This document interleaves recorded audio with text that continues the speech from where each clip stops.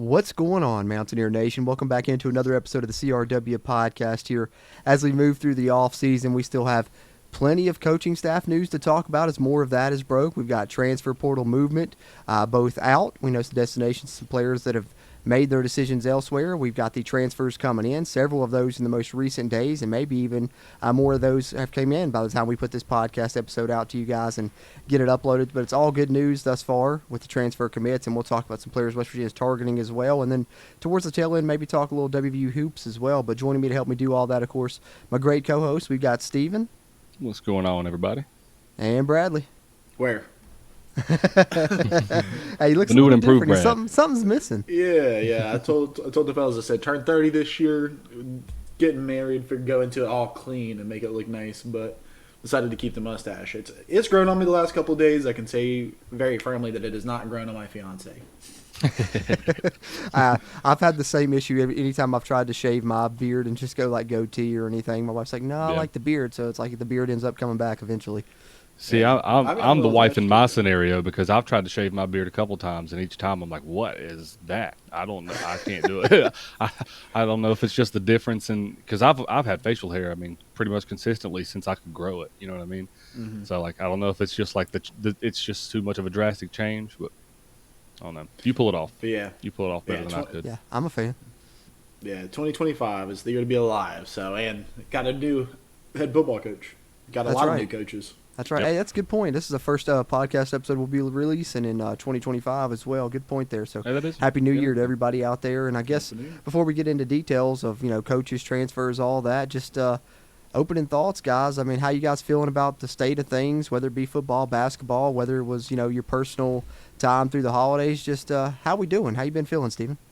I can't help but feel ecstatic about the direction of West Virginia sports right now. And, I'm a lot of times guilty of, I guess, wearing my blue and gold glasses too much and kind of giving the credit to where it's not really earned or deserved yet in some spots. I think, if you've watched our podcast a long time, well, most notably, we're going to talk about here in a little bit our season prediction roundtable we did for this past football season, and that'll show you just how much those blue and gold get. Yeah, how much those blue and gold glasses get worn on a consistent basis. But with that being said, I think that it's hard not to, after what we've seen out of the basketball program, just that, hard not to be excited over stuff like that. And I said early on in the year they were going to be good from the way they looked, but they've even surpassed what I thought they could do just early on in this Big 12 conference. So excited about that. Obviously excited about the direction of the football team and all of the announcements that we've gotten from that. It definitely feels like the trajectory is heading way, way up. That trajectory is steep right now, and it's going up. So that's really excited. It is. It's exciting times, and it feels like there's good vibes all around. As you mentioned, the basketball team we'll talk more about in a bit, and the women's basketball team as well. Both of those performing really well, and just the vibes around the football program are at a, probably the highest point they've been in quite some time. So I'm super happy about that and everything going on. In regards to that, of course, you guys know I wanted Rich Rod to be the hire, so I was happy with the way that went. But Brad, what about you? How you been feeling? How you been? Your holidays? How were they? And moving into the new year, you feeling good about WVU and such? Yeah, holidays were great. So it was good times. Good times. Lots of time with the family, which is what you really want around these times, and that's kind of hard to get sometimes when you're working in hotels. So, but yeah, when it comes to athletics, basketball team, look great, man. It's been enjoyable to watch them. It's been the first time I would say in probably 3 to 4 years that I find myself consistently drawn to want to watch the basketball games. If I'm being honest, it used to be just like a convenience if it was on. Now it's more, I want to make time to watch these games and see how the guys do because they're all playing really, really great. And I think that's a callback to like feelings that I had a long time ago. I think when Bob Huggins left, I fiddled around. That was the last time I wrote a little article, and it was talking about being bigger than Bob Huggins. That it was like, I think that Mountaineer basketball is a bit, though Bob Huggins was a great ambassador of Mountaineer basketball, I felt like it transcended him, and like there's something really special there where like that it's whoever, if you get somebody in there that could fill that role, that it could be a really strong job and a really great program. And like Darian DeVries is just like taking off with that. Yeah. And so it's like made it exciting to watch again. And like the guys are exciting to watch again. Like they're getting into it, they're getting the fans into it. And you look at a team that was already so short-handed, and then now they've gone down 2 starters, a couple, Tucker's looking like he's going to be out for a while, and then being down another hand for a bit, you're like still coming through and finding ways to win tough games in the Big 12 convincingly, and that's impressive. So that's got me super excited for Mountaineer basketball. I'm talking about going up and watching a basketball game, trying to find some time to go up there and travel to go watch a basketball game, which I've not done since I've left. Shoot, man, come on the come 2 weeks from yesterday. Go to the game on the 18th, the Iowa State game. Yeah, It's Jerry Steven's West going. Day. That's That's gonna be what a fun time. That's what Cheyenne was looking at, but it's like I might be able to swing that. So we'll see. I think we might have something going on. I think But, Iowa yeah, State's if y'all like number do, 2 or that's the 3 game. right now too. So I was about That's to what say, if she's you end up looking at, making yeah. it, Brad, y'all got to do a CRW meetup or something with Stephen being up there. Yeah, that'd be yeah, awesome. man. Yeah. Yeah, if you do Yeah, 'cause decide to, I- we should do that. I mean, absolutely, and that's my kind of thing. I always go to the big games. I went to the Penn State game. I went to the Pitt games. Like, I always seem to just like blow my load on a really nice game. So, Well, man, but I think we give even you then, some the tickets leeway. are cheaper. They're like $27. So, When you move when you have to move away for work, man, it's kind of hard to get back for all the games. So it's understandable in your case, man. yeah, I think we're trying to make it back though. But to football though, I will say that I'm still a bit more hesitant. I became a fan, like, my first year that I could say that I actually like watched Mountaineer football, I think was 2007, 2008, right? The Pitt game.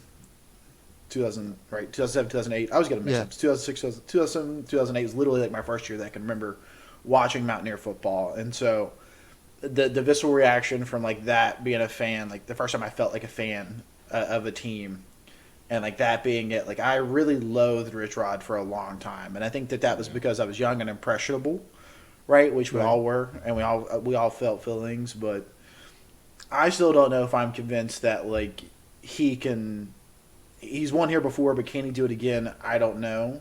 Like and I don't know if that's necessarily his fault or if it's West Virginia's and the money's fault. I just don't know where that world's going to shake out in sports yet, and so I don't know if that's going to be on him. But I just don't know. I'm still a bit more hesitant about that. I got a bit more to be convinced. So you're still in wait and see mode, pretty much.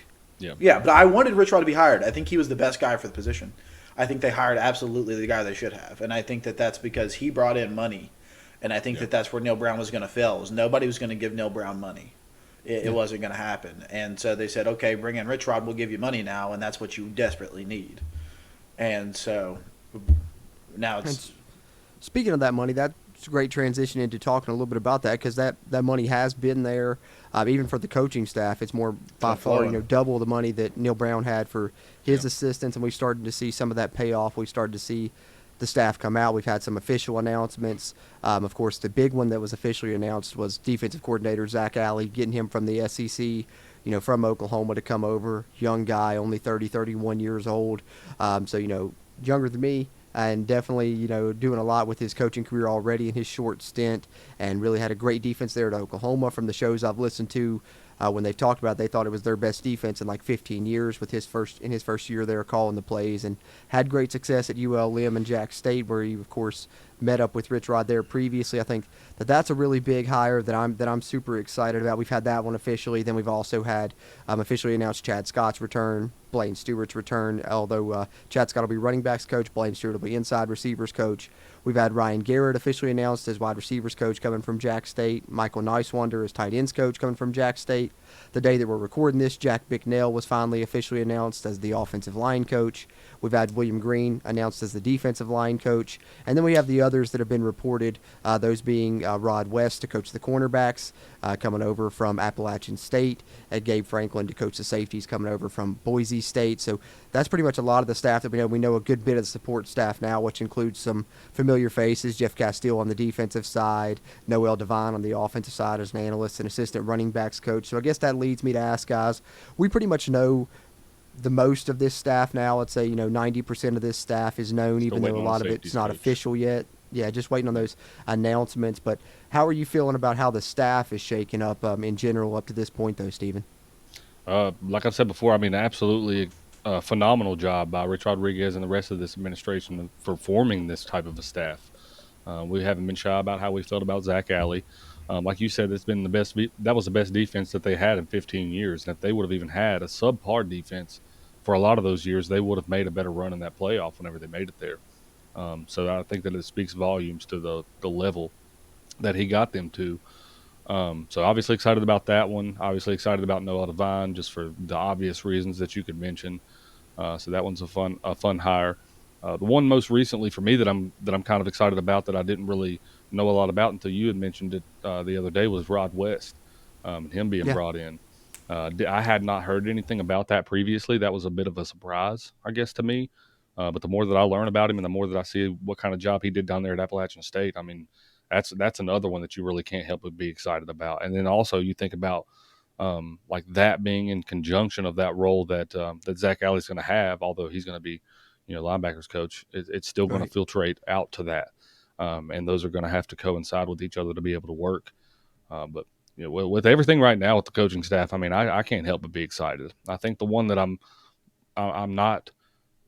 I wouldn't even say that I'm not excited about it. I would just say that I'm more like, Brad, how Brad feels about Rich Rodriguez and that situation is how I feel about Jeff Bicknell, Yeah. and the offensive line. I'm kind of in wait and see mode, even with such a good resume and with a lot of stops. That's kind of what gives me pause about that. Is he's got a great resume, but there's a lot on that resume, and that's not always a good thing Yeah. when you're in the coaching world. So I overall think that to positive, me but was the Yeah, overall positive, but to me, I agree with you. That was the most surprising, probably, of the hires that have popped up. I think was Jack Bicknell, because it wasn't just a name that you were hearing for offensive line coach, but like I said, right. a lot of experience. But you do worry about a lot of 1 year stops here lately in the recent portions of his career. I think a lot of that was due to being on staffs where coaches got fired and just stuff out of his control potentially. So maybe Yeah. it won't be the case here, but we'll see what happens. I think he could be a good offensive line coach, but as you mentioned there with Zach Alley, I do want to throw in his also has his official title is assistant head coach, and Right. then he Yep. has defensive coordinator and linebackers as well as part of his title. So that's one reason he's able to make as big of a contract as he is. He does get the assistant head coach title here at WVU. Probably a little something that sweetened the pot there is the bidding war with Oklahoma at the end. But Brad, what about you? Any thoughts on the staff and how it's shaping up thus far under Rich Rod 2.0 era here? Yeah, no, I haven't really been able to dive into it a ton, and I've heard good things about the people that we have picked up, Jeff Castile, things like that have done a stint here, that we've seen them kind of in their product. But what I have heard is that what Zach Alley likes to do is a bit more of an aggressive defense, which is something that I think that we've lacked being in the 12. And I think that's going to be really exciting to see going forward, because in the Big 12, I feel like we hit a point where defensive ends were kind of running things for a while. They were trying to speed up the quarterbacks and kind of increase that flow of speed when we were early in the Big 12. And I feel like that was such a fun brand of football to watch. And so I definitely am excited to see a more aggressive defense than something that's just going to sit back and let people pick us apart. So that's where I get excited, because I think that flows really well into what Rich Rodriguez is trying to do on the offense and just really control the tempo on both sides. Yeah, and one thing he specialized in that's really exciting, especially compared to where we were with his previous staff, is forcing turnovers. That's kind of been his niche, something he's been really good at, and that's something that we haven't done in a long time here. So that excites you as well, I think. Gang tackling too. I think we've dealt with the whole arm tackling and kind of like wanting to jolt you into falling down more than the swarming to the ball and multiple. Yeah. Once the first guy gets there, you see 2-3 more.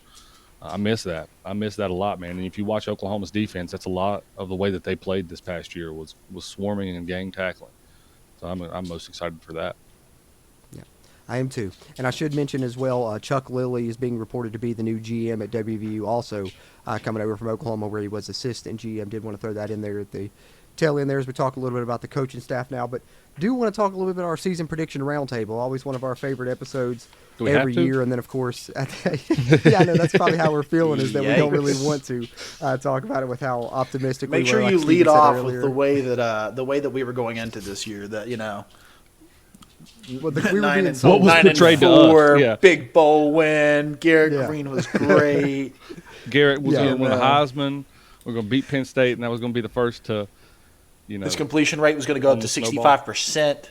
Yeah. Let's not forget, everyone. I'm sure everyone else, was there too. But August is a little bit a ways ago now. But people may forget how hyped the program was and how optimistic everyone was heading Pat into the McAfee season. was We weren't the rolling only into. ones.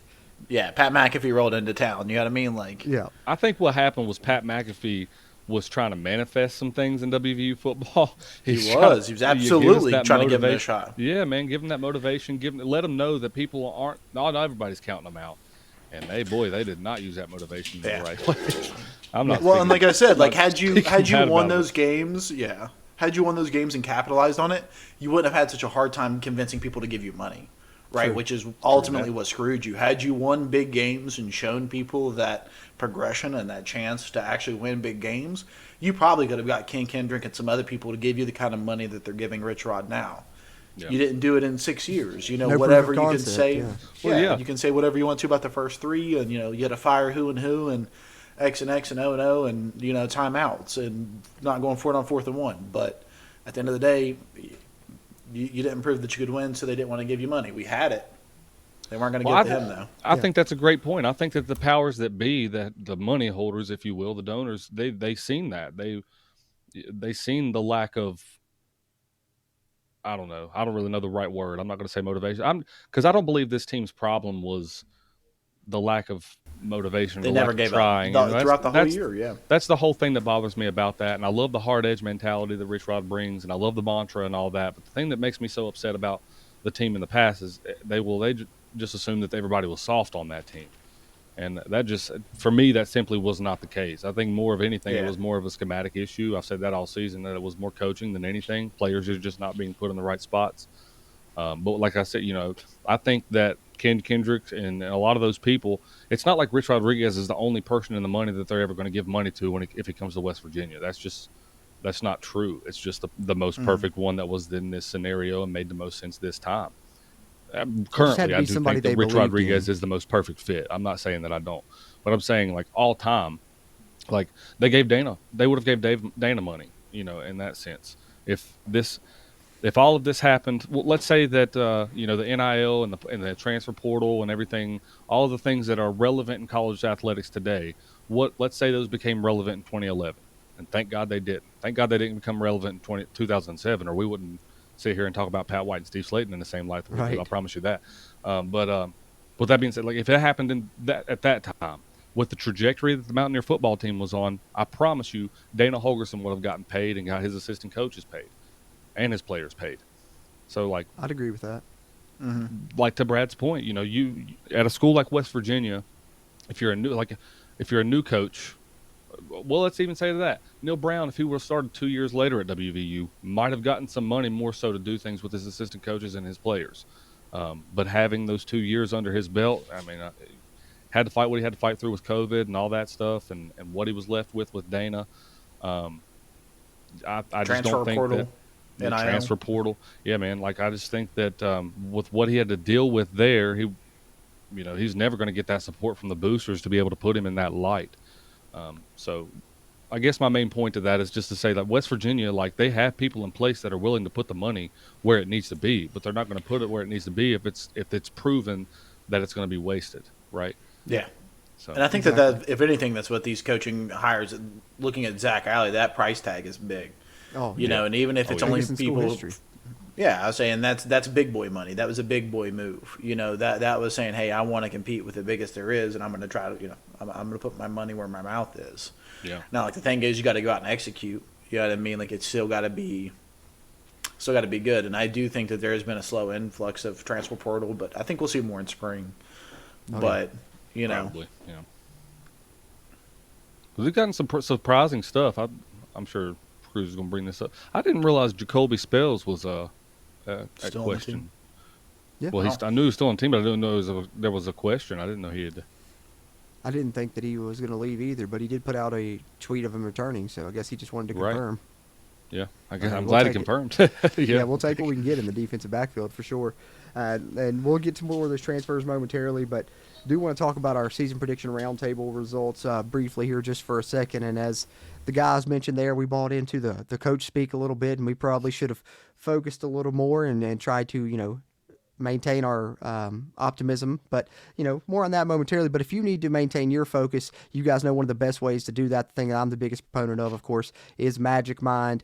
Ever since I started taking it, it's made putting out content easier. It's made my 9 to 5 easier. It's made editing videos easier. Better energy, clearer mind, better focus. And in addition to that, they like to dabble in what they like to call, mental wealth, and it's kind of like, a savings account. You got to stack it up in there just like you do your bank account. And, for your mental wealth, you take your Magic Mind every day. That's going to help you. But also a big component, one of the big pillars there that helps with mental wealth is sleep. And they've also come up with another performance shot that'll help you on that end of things. So you can take your Magic Mind, help you through the day, but you still want to get your 6 to 8 hours of sleep at night. They're going to help you there. That's very vital. They also have something for that now with Magic Mind, and you can get both of these drinks bundled together with our discount here at the CRW. You're going to get your time-released caffeine, your less stress, your great focus from your Magic Mind in the day. You don't have to replace your coffee. You can still have it with it just like I do. You guys know I like my coffee. And then you get your Magic Mind sleep, because energy without sleep is the opposite of productive. Magic Mind Sleeps helps you fall asleep faster, and you'll get a deeper rest. They also donate to mental health charities, so just all kinds of reasons you should try out Magic Mind. I've tried it, and I've loved it. But if you want to try it, you can get 45% off the Magic Mind bundle with our special link here, and that is magicmind.com/countryroadsJAN. That's Country Roads JAN after magicmind.com. Be sure, head over there, get 45% off, get your Magic Mind bundle, take your Magic Mind through the day, use your Magic Mind sleep at night, and you'll perform better all around throughout your weeks there. And we hope that you guys try that out, and it will help you with your focus like we could have used help with our focus during the season prediction roundtable, because all three of us were very optimistic. Steven and I both picked 10-2. Brad picked 9-3. And so what we do is, after we go through each game and predict whether it's a win or loss, after the season's over, I'll go back and take the actual result. And if we predicted a win, then that is a win for us on the win column. If we predicted a loss, that's a loss for us on the loss column. And when we went through and broke it down, I finished 6-6, Steven finished 6-6, and Brad finished 5-7. So not a great performance from either one of us. I struggle to call either one of us a winner there. I don't think me and Steven would tie for the win there when we performed so badly at 6-6. But I mean, I guess if you're being technical, we did. But that's revenge for us, because Brad's won 2 years in a row prior to this year, I think. So we needed that. I think so. Yeah. Yeah, Brad's I was got doing pretty Brad. good. Brad and trivia and these the season prediction roundtables, man. Don't play with my boy. Hey, That's right. Hey, and I don't play with have my heart, on my baby. notes all the other things that we predicted, but maybe on a stream or sometime in the near future we'll go back and look at those. But I'm sure they're just as bad, because I know some of my predictions were way off base on some of the predicted leaders I had. So it's probably Yeah, just we can be get more some embarrassing little as well. clips from the games, like, oh, we're gonna win this game. Then I'd like to go back and find The Curb Your I'd like to find the Enthusiasm. loss. Yeah, I'd like to find the like several different clips before in our preview shows this year where we predicted a win and it was a loss, but also the ones that we predicted, no, we're definitely going to lose this game, and then we come out and we somehow play like a brand new football team that knows how to play. But Yeah, that's the way it's never could usually predict one of the anything two. this year. Yeah, I think it's safe to say usually, the season prediction table is what it is, because you're trying to make those predictions, months out on games and stuff, before the season starts. We're definitely more accurate when it comes to our week-to-week episodes where we share our game predictions after breaking down the team, for sure. But the SPR is always fun just because, it's the lead up to the season, and then when you look back on it, it's fun to look back on it in hindsight and be like, damn, we were way off. Well, it's the only time that we can truly that we're always undefeated, right? So it's always the Yeah. funnest time to be able to dive into everything. But I think the most exciting thing for this coming off season is not having to worry about if Neil Brown's telling us the truth or not. You know what I mean? Like, yeah. I was gonna say Neil Brown could have worked for the KGB for the way that he could get you No to believe doubt. some stuff, man. no doubt. Like I said, 14% Jarrett Dagey will haunt me in my dreams. Oh, Yeah, gosh. yeah, no, 14% Jared bot. Dagg- And I love Garrett 4%, Green. whatever it was, I yeah. know that he didn't have the greatest season this year. I'll still always love Garrett Green, but he just was not what they were portraying. And again, I mean, that's not the only one. They that didn't we said play that him the about. same way, though. Yeah, but that's They, right. like, They didn't tried to even switch use up him the the entire same way. game plan. That's right. Yeah, they said never lot of mind, wrong we're gonna decisions. just change things. It's almost like, that's what I said, like when you look back on it, it's almost like they tried to pick out what a weakness was and was like, hey, we're going to sell the hell out of this and make them think it's the best thing since Yep. sliced bread. That way when we get into the season and it sucks, we've already conditioned their minds. I don't know. They had weird tactics. I mean, maybe in a lot of was it areas. more for like their own players and trying to like build up their confidence and things like that, or was it more for? I think it's more for like I think it was a going into the control Penn thing. State game. Could be. I think going into the Penn State game, he didn't want James Franklin to know that weakness. So, he's going to portray it like he's out there making all these elite throws and everything. So they're not even going to, try to stop the run or whatever. So then we're going to come out and we're going to run the ball down your throat. And he thought that was going to work. That's just an example, but I think Possible. that has to have something to do with it. Yeah, I think if you guys, I don't know if you guys had a chance to listen to Chris and Mike's podcast where they talked about kind of the Neil Brown era in like retrospective, and they were going back and sharing stories and stuff. But after hearing some of the things that they were sharing, I definitely think that Neil Brown like had a little bit too much control. You know, that was something like when we first got hired that we were excited about was how down to the detail he was and had his hands in everything. And I think at some point it was a kind of his downfall a little bit too much because maybe he was concerned about the wrong things at times more so than Yeah. winning football games for sure. But I don't know, a lot of questionable decisions when you look back on it in hindsight, and that's coming from guys that were big Neil Brown proponents for a long time. From day one, Yeah. too. I mean, Seriously. eh, Would I'm be not still to this not day, going to wherever say he would that. go, I would still support him. Yeah, like I would still wish him well wherever he goes. Yeah, Like I was going to say, I still don't. I don't hate the guy. I hope he has success wherever he goes. Right. It's just it didn't ever pan out the way that we had thought or he thought that it would at WVU eventually. And I think that's Yeah, why he something got didn't work. Yeah, right. wasn't a Well, I fit. mean, there's something that made Shane Lyons and Ren Baker walk in that locker room and say, "No, I'm not firing him today." Right. Well, never Ren Baker takes the job. That's what he said. He said, if you see the way this locker room acts and portrays themselves and the culture that's in there, it's a winning football team. Like, that's what you would think, right? And so, like, I don't know. I think that, as I've said many times, I think Neil Brown had a lot of things that make a great football coach. It's just one of those two things. And it could be, I mean, a lot of it could be just wearing too many hats and trying to do too many things, not putting your time in the right spots, I guess. yeah. I think it just really like not necessarily that he's a bad coach or anything. I think just West Virginia is just a particular type of job, and it's all about fit. You can Yeah. be a really good coach and just maybe not fit here, and I think that's kind of what ended up happening with Neil Brown. He just wasn't able to win games here. You just got to find the right fit, and I think that that's another reason why you probably turn back to Rich Rod. It's like you go with what you know versus the unknown, because you could make what you feel like is another home run hire if you hired someone else, because that's what we thought about Neil Brown, and it could not be a fit again. With you go with Rich Rod, at least hey, he's fit here before. It's not like he's not going to fit this time. So hopefully that's the thought process, I'm sure, nonetheless. But in Well, look regards at to that, Well, I was ahead. going to say, Go ahead, look at the Neil Brown Neil Brown. Goodness, we're too much talking about him now. Look at the release that was made on Noah Devine from Rich Rod. Talking about the person he is and like what he's done and stuff. But I think the biggest thing that stood out from that statement to me myself was Noel as a guy that knows what it takes to win at West Virginia, and that's been the biggest thing from day one in 2.0 era, I guess we can call this, from Rich Rodriguez.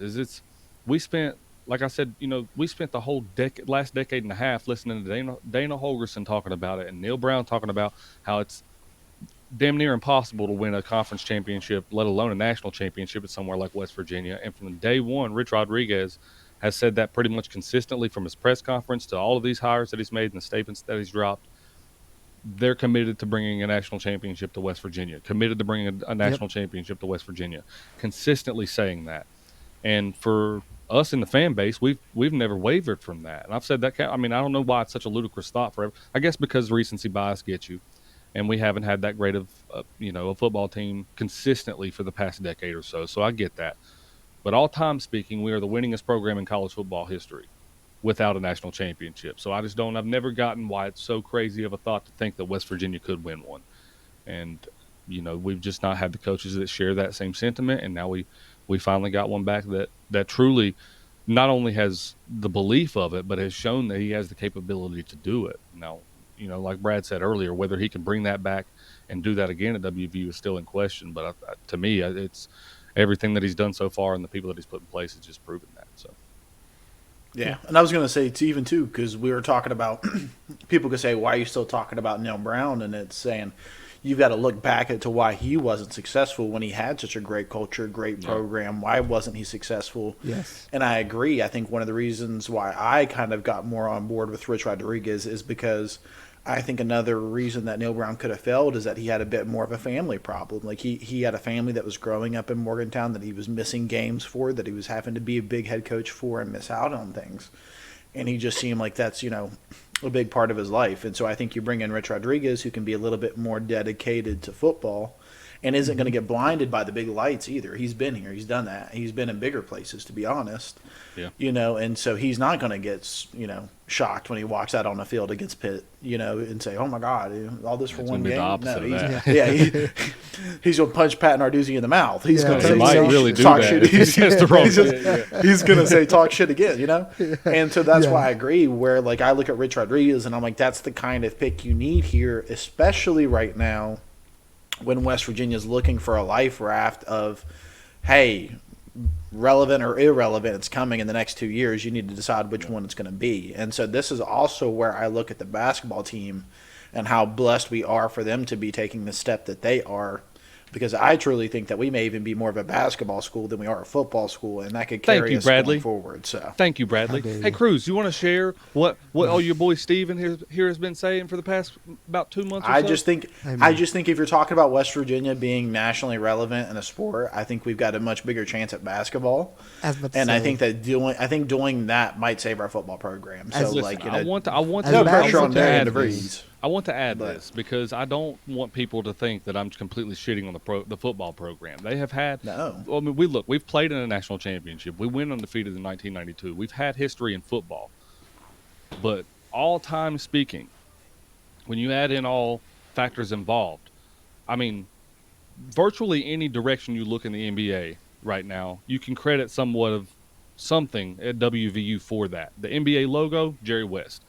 Rod Thorne was the number 1 pick in the NBA draft. That's something that Jerry West didn't even do. He's from our hometown in Princeton, West Virginia. Okay? That's right. Played at West Virginia. Then went on, after his playing career, which was a pretty daggone good one, went on to be a general manager of a team you might have heard of before called the Chicago Bulls, and drafted a player you might have heard before called Michael Jordan. He was that guy. That's the guy that did that. My favorite so team. You can credit him for, what side you want to look at, one of the top 2 greatest players to ever play the game of basketball. Okay? And you might say to yourself, wow, that's pretty darn good. Well, then you continue and you look at it, and Jerry West was responsible for bringing Kobe Bryant into L.A., and then, long story short, Kobe had a pretty daggone good career.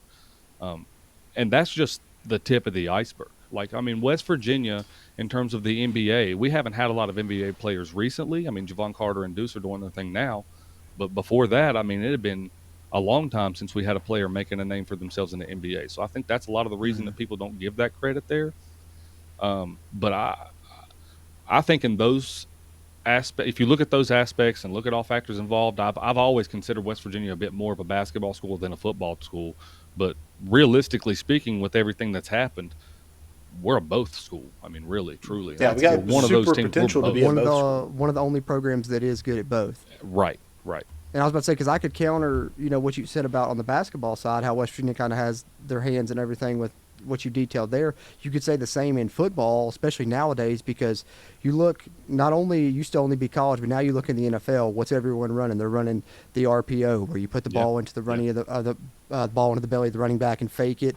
Who created the basis of that offense? Rich Rodriguez. So I mean, it's West Virginia literally has their, there's always a West Virginia connection, as people say. But I will give you guys one thing. You guys know I've always been more of a WVU football fan. Not that I don't like WVU basketball. I just like WVU football first, and WVU basketball wasn't the first basketball team I liked. You guys know I grew up liking UNC because I lived in North Carolina, but that's a whole other story. I won't digress on. I've told it here on the podcast plenty. But I think the one thing I will say is that nowadays I definitely feel like West Virginia probably has a much better chance to win a national championship in basketball than they do in football. I'd give you that for sure. I think, not to say that we can't do it in football like we talked about. We do believe that we can. I just think with the way that it's set up, you can get a team that can win. You can get a few players and win, 5-6 straight games in the NCAA tournament. You've seen even mid-majors go on deep tournament runs. It can be done. Whereas in the football side, we haven't really seen that. Even you look now, the Final Four is kind of the big-name schools, even with it going to a 12-team playoff.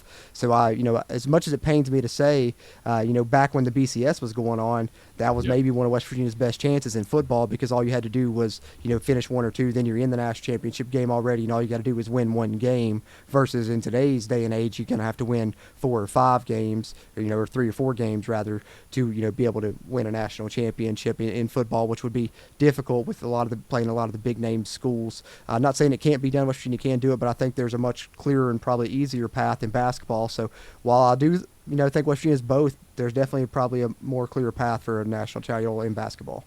Well, I then would you look even at the- argue that it's not necessarily an easier path. You look at Big 12 basketball, not only are we Ooh, just yeah. competing in like a conference in general, like we're competing in some of the best basketball we could be competing The very against. best, yeah. And Yeah. so like even like being relevant in the Big 12 at this point is just, a massive aspect. And winning the Big 12 championship in one of these years, in one of the toughest conferences, that we have, it would be incredible. And And so who's the number one team in that conference right now? Who's that?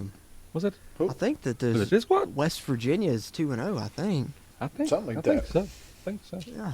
Yeah, Last I man. checked. I'd absolutely Good agree with chance that to too, go 3 Brad. now. Good vibes. But also Well, with yeah, the it's football just, side of that, it's not easy. We've just got a hell of a basketball team, and potential basketball team, like just potential in that. Because we've got a hell of a coach. yeah. With to Because your we got some serious sentiment, funding. Cruz, I think what even screams more so to that is like how hard it would be in football. If you watch that ASU and Texas game, I think it was very evident of how hard it's going to be for a team like that to win a national championship in the current age. Yep. Everything's stacked against you. Everything's stacked against you. That was a complete travesty of a call. Not going to go off on a tangent about Yep. it, but Oh, 100%. 100% agree. But let's shift gears here a little bit. Let's talk a little bit about the upcoming roster that we're trying to build here in the Rich Rod 2.0 era. We talked a little bit about the coaching staff and such, and let's talk about the roster, though, because we do have some pieces that have announced they're returning. So let's pull up this 2025 roster tracker, and if you guys don't follow us on YouTube, be sure to do that. I'll continue to put roster updates as more players enroll. We're going to have freshmen coming in. We're going to have some of the transfer signings coming in, and we'll talk some more about those transfer signings. But we have Nico that has announced he's confirmed to return. Same goes for Jaheim White. So big to get both those guys back on offense. Rodney Gallagher has also confirmed he will be returning as well. Offensive line is a little bit thin with what we've lost, which actually Lucas Austin has hit the portal as well. Forgot to take him off of here. So we're down to 4 scholarship offensive linemen, but we do have 1 commit transfer already. We've got plenty of freshmen coming in, so there are reserves on the way, but I expect more movement there. But on the defensive side, what I really wanted to highlight was a couple of guys that recently announced they're returning. Abina Onwuka, who was previously going to enter the portal, has announced he's going to come back. So good to get him back. Eddie V is going to come back for his final season. He's announced on social media. And then at cornerback, one of the big ones is getting KK Tarnu back. And I do have him listed as corner instead of safety because that's where he played in Zach Alley's defense at Jack State in 2023.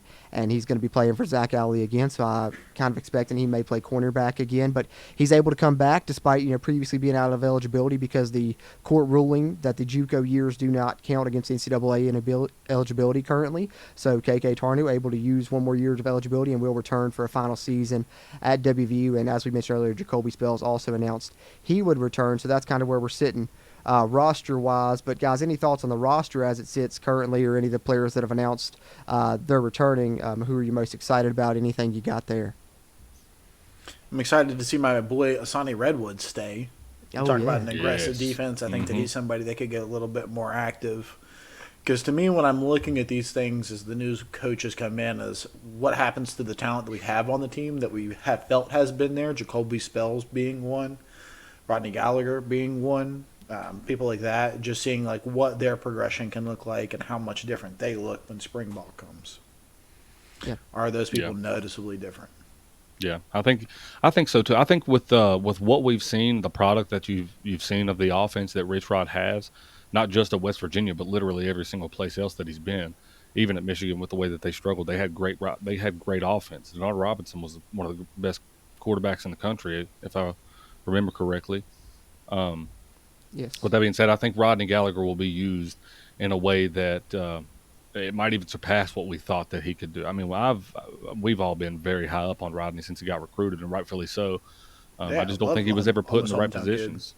You can only run so much of a sweep play before the other team starts to key on that and realize what you're doing. Well, over the time. bowl You game can when only Chad play Scott so many used him as a snaps against. receiver, Yeah, I was he going to say you looked can only play so many snaps as a cornerback against Penn Right, State. right. Like Yeah. what? Right. Like, Well, and I that's even said not that going his into the spot. season, like not everybody is Travis Hunter, and it's awesome that Travis can do that, and I think that he was. I might people might come for me for this one, but I thought that he was the best player in college football this year. I didn't think I thought Ash Gianti was the greatest running back, but I thought Travis Hunter demonstrated several times that he was the best college football player in the country this year. But with that being said, that's what makes him so great. Not everybody can do what Travis Hunter does. You know what I mean? Right. And just because Rodney can play on that side of the ball, I'm sure that he can. He's an athlete. He probably played some there in high school. But that's one of the things that I guess I would hold against Neil Brown is trying to do things like that instead of using what you said was a great, deep, talented defensive backs room, and then turning around and using one of your best recievers to go over there and play the ball and Oh, man, get too much physicality done. Yeah, but with that being said, I think Kokora Tarnu is him coming back. I mean, I know you didn't see a whole lot out of him last year, but that's huge. That is absolutely huge. Well, even if not just for the experience that he has with Rich Rod and Zach Alley, he can help even coach up some of the other guys on the defense probably. Well, yeah, true that.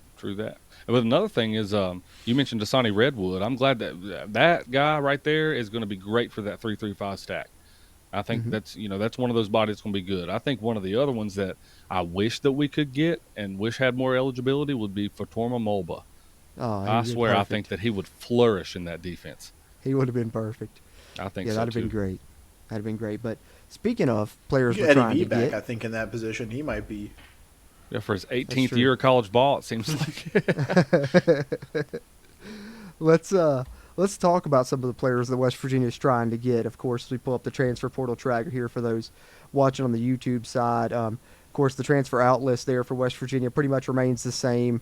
Most recently, a handful of offensive linemen, and then you've had some players announce their destinations, those being Will Dixon going to Rhode Island, T.J. Crandall to Oregon State, Josiah Trotter to Missouri, Sullivan Weedman to UMass, Thomas Remack to Virginia Tech, Kyle Altuner to Virginia Tech, following Matt Moore, who's now the offensive line coach there, C.J. Donaldson to Ohio State, Johnny Williams to Missouri, Day Farmer to UCF, and then most recently, of course, Hudson Clement to Illinois. But West Virginia has been working on getting some transfers in of their own, and they've had a few of those, even one that just committed right prior to us starting this recording. And like I said, by the time this comes out, maybe there's news of more, and I hope that there is. There's been plenty in on visits, and we'll talk about those momentarily. But as far as the guys that are already committed and coming into the fold, we've got defensive back Jordy Scruggs from South Alabama. Was very highly sought after. Colorado was after him as well. Man Singleton, a wide receiver from Eastern Michigan. Walter Youngbear, one of my favorites in the class so far, an offensive lineman from Tulsa. And as we talked about, we need offensive linemen. Then we get two state natives returning. Gerard Bowie coming back from Martinsburg, transferring in from Jack State, also played at Concord in the past. Jacob Barrick also is from Martinsburg. He's coming in from Jack State. And then most recently, we had these three skill position players. Jalen Henderson, transferring in from the SEC from Texas A&M, probably maybe the transfer I'm most excited about currently. And then we got Cyrus Straw, a wide receiver from Youngstown State, who's also a state native, came from Parkersburg South and out of high school. And we recently added running back L.J. Turner from Catawba College. They're at the Division II ranks, and I want to tell people that are kind of thumbing their nose up at this one, do not forget Rich Rod took a running back from Limestone, and he was number 3 in the nation last year in rushing yards, over 20 touchdowns, and L.J. Turner's film looks great. And then, as I mentioned, a commitment just came in. West Virginia get another Power Conference transfer just before we started this recording.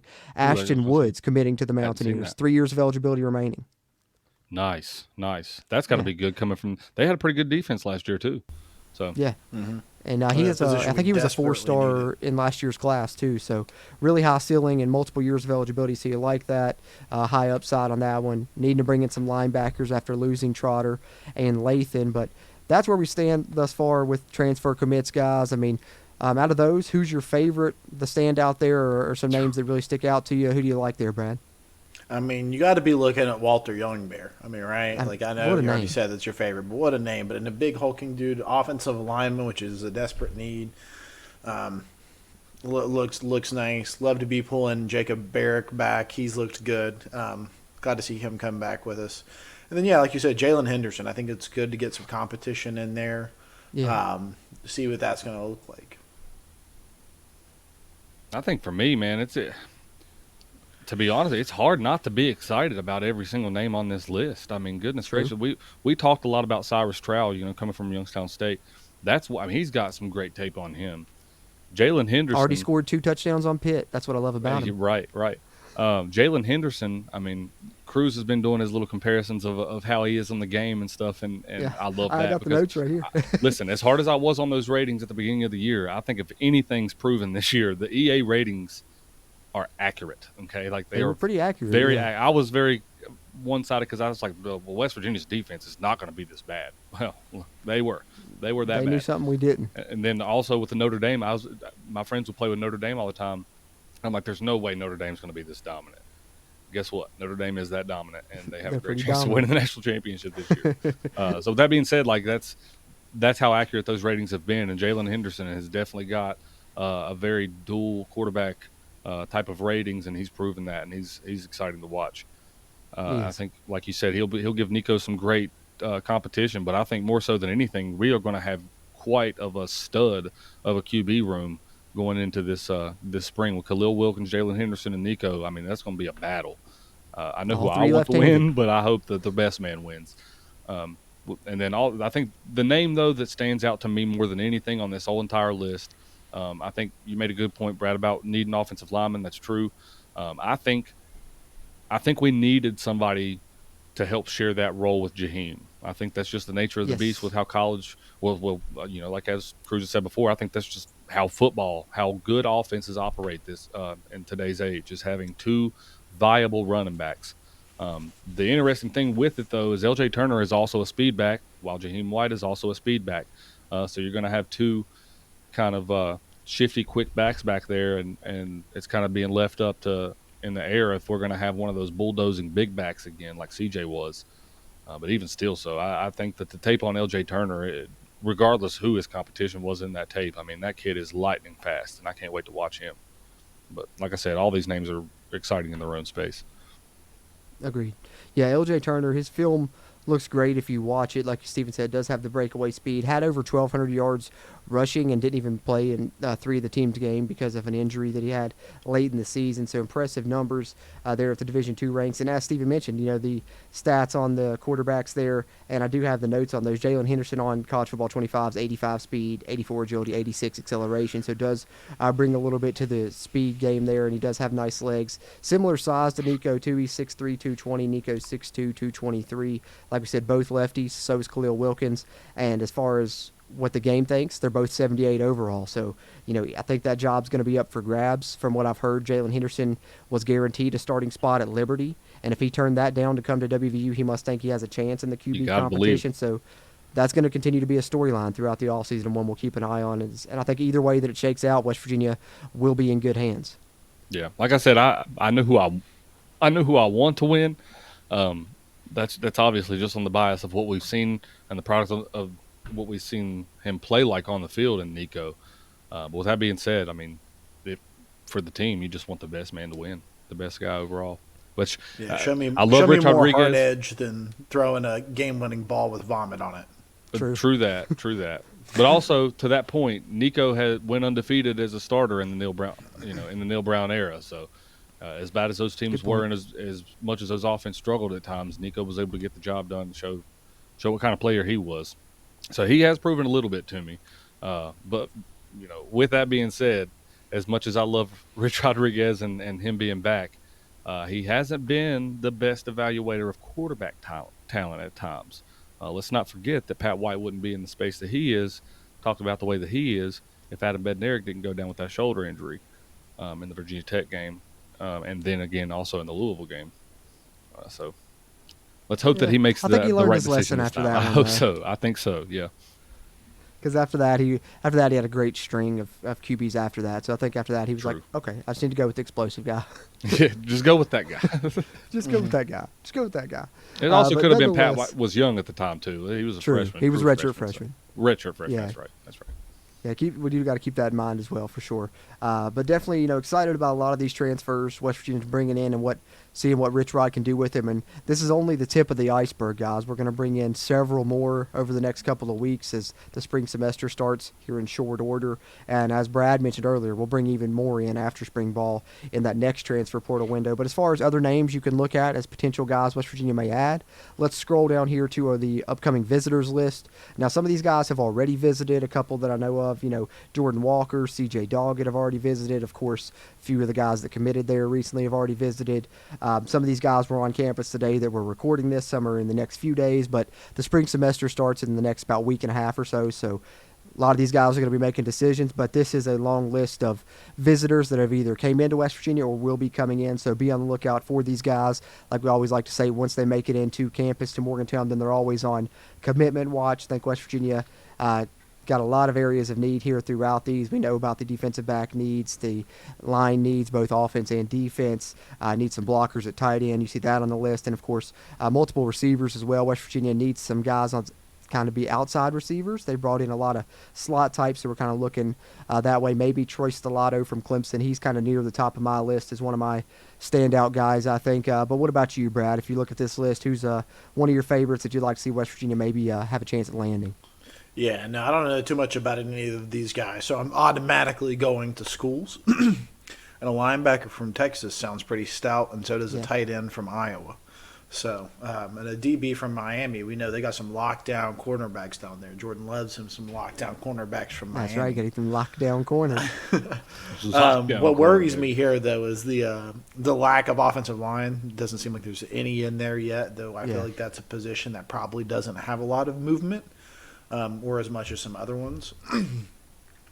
So that's really just kind of like what I'm eyeballing here. Definitely. Yeah, it's definitely a big need, and it's something they're going to continue to target, I think. I think that they're hoping that a lot of guys will hit after the spring window and maybe be able to get some O-linemen then. But I can add here, even though he's not on this list yet, I expect him to be in the near future, and that's Robbie Martin, former Huntington offensive lineman, was at NC State, hit the portal. West Virginia is in contact with him and trying to set up a visit, so he may be added recently. So that's one offensive lineman, but like I said, we need multiple. So hopefully and I thought I would see more Oklahoma there. People, too. Like more, because I know there's been quite a few Oklahoma DB linebackers and defensive players that had hit the portal. So to not see any of them is kind of sad. Yeah, the linebacker I'm surprised as entered well. the portal the next day. I thought there would be more on him. Yeah, he ended up UCF. I think he wanted to get back home closer to Florida, so he committed to UCF a couple of days ago. But nonetheless, I think we do have some good linebackers that we're after. But I am surprised as well. We did not target more Oklahoma players. There were several in the portal. I think some had already kind of made their decision and narrowed down their choices by the time that Zach Alley left, save for the one we just talked about, which did end up at UCF. But as far as the prospects that we know of, West Virginia targeting, Stephen, who's kind of high on your wish list? There's several guys on this list that get me excited, but I've said it before. I'll say it again. I think Ethan Head, man. I'm truly hoping that he commits to us. I watched a little bit of highlight tape on him. That kid, he's got a boot on him, man. And most likely, if he does commit to us, he will be it'll be most likely our kickoff specialist and our field goal guy. And I don't know if he's done it in a game, but it's been reported he can kick 70-yard field goals. So anybody can do that is, oh my gosh. Which, I mean, that's, like I said, that's just the nature of the beast nowadays as a kicker. I mean, you see these social media kickers getting big that's not even playing in the league. That only influences those players to get better, over time. So, you're seeing some crazy stuff be done. I think it was just a few weeks ago in the NFL we've seen an actual 71-yard field goal made. That's crazy. Jim Harbaugh free kick, but still. That's ridiculous. I mean, it's easier to make a field goal if you don't have anybody rushing the daggone thing. That's true, but yeah, but still impressive nonetheless. Still, that's an impressive leg to have. For sure. So, a lot of talented guys, and definitely West Virginia in need of a kicker, in need of some special teams help. We're in need of a long snapper as well. Ollie Straw is returning, and then I do want to add, in regards to that, Cam Thompson here would probably be a kick return specialist. He's one of the faster guys in the portal. That's kind of what they're looking at him for. So as far as special teams potential additions, but a long list of visitors there, and a lot of guys West Virginia is targeting, and as more of them commit and come in, we'll continue to update the transfer status of things. We'll continue to release podcast episodes weekly here over the next few weeks, as we'll have news on coaches, roster, transfers, all kinds of stuff that we'll be chatting about. And something else we can chat about, guys, we'll throw in here at the tail end is How about WVU basketball? I know we kind of teased it a little bit, but 11-2 currently, 2-0 in the Big 12 after taking down Kansas, getting their first win ever at Allen Fieldhouse, and then coming back home and handling Oklahoma State by 19 and doing both those things without Tucker DeVries and without Amani Hansberry against Kansas. Did get to see him return against Oklahoma State, but how surprised are you at the 11-2 start? How far do you think this team can go? How are you feeling about this West Virginia basketball team, Brad? Oh, I'm feeling excellent, man. Like I said, it's been fun to watch. Javon Small is just a joy, man, and it is lovely to watch. And just guys out there playing sound basketball. Oklahoma State, when I started getting a little sloppy and a little nasty, it's like all of a sudden they're just like, hey, push it, just kick it out to the corner, hit a couple of threes. Yeah, we're winning this game. Put it behind us and move on. And that was just like something. I caught my breath when we went under 20-point lead because I was like, Mountaineers will Mountaineer sometimes. Yeah. And so to see them just come out and be like, okay, cut the crap, hit a couple corner threes, put the game away was just very, very satisfying. It's got me. It's good sound basketball, and this is only the year one. This is the start of. Let's hope it's just year one, and it's not. Well, this season went so great, so now you got 15 blue bloods calling for Darian DeVries. That's why I'm hoping we extend that guy now. Yeah, and I don't think Darian DeVries is that kind of guy. He was looking for somewhere where he could build it and create it at. If he was looking for that kind of move, he would have left Drake a lot earlier. So, true that. That's a good point. True that. That is a great point. I think I share a lot of those same sentiments when it comes. we could the entire time in basketball. I think so too. I truly believe that, and I've believed that for a long time. But for the entire time that I've watched WVU basketball, and I've been a fan of them. And this goes all the way back to the John Beilein era and through the Bob Huggins era. We had great teams. Obviously we went to the Final Four one year under Bob Huggins. We had great teams. That team specifically was a great offensive basketball team. There was no secret. Deshaun Butler could shoot. John Flowers could shoot. All these guys. We had guys that would go out there and shoot the lights out. But with that being said, one of the most impressive things about this team specifically is their ability to go out there and you make a couple threes and then you got the crowd on the edge of their seat waiting for that heat check three. You know what I'm talking about. That shot that really gets the crowd into it. You know what I mean? Mm-hmm. Like West Virginia seems to hit that every single daggone time. Every single time. And they did that again on Saturday. Javon Small came down the floor and got hot, and I can't tell you how many times I heard Tony say, and Javon Small for a heat check. He got it. You know what I mean? That ignites you as a fan. There's something about that ignites you and makes you believe as a fan that we could really do anything out there. Especially, like you mentioned earlier, having the team that we've had and having the season we've had so far is one thing. But to be able to do that with your top scorer going down, then your third top scorer going down, and then Javon Small's probably sitting there thinking to himself, or what we as fans were like, man, we're hoping Javon can, carry that load a little bit, and he does. But the beautiful thing about it is you don't just have Javon Small stepping up. You got Jonathan Powell stepping up. You got Amani. I keep getting. What is this? Andre. Yeah, Ed Andre. Yeah, a lot of new faces on this team. I get names mixed up a lot, but that's just the top three. You had several guys step up in that game versus Oklahoma State the other day when me and Cruz talked about it. It's a potential letdown game. And they go out there and they play one of the most complete, impressive games that they've played all season. And if you've watched them all season, that is absolutely saying something.